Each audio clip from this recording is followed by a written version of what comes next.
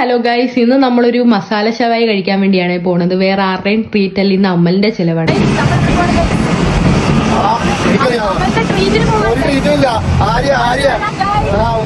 കാരണം ഇന്ന് അവന്റെ ബർത്ത്ഡേ ആയിരുന്നു. അപ്പൊ നമ്മൾ അവനെ നമ്മൾ നേരെ ഈ തമാക്കിലോട്ടാണ് വന്നത്. ഇത് പുതുതായിട്ട് തുടങ്ങിയ കടയാണ്.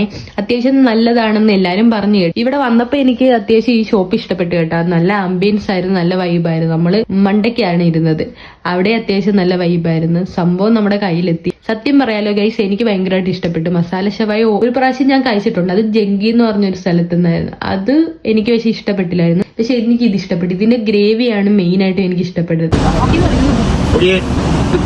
പറയാലോ ഗൈസ്, ഒരു മത്തിയച്ചാറിന്റെ ഒക്കെ ഒരു ടേസ്റ്റ് ഉണ്ടായിരുന്നു. എനിക്ക് തോന്നിയതായിരിക്കും ഗൈസ്, എനിക്ക് ഭയങ്കര ഇഷ്ടമാണ് മത്തിയച്ചാർ, അതുകൊണ്ടായിരിക്കും.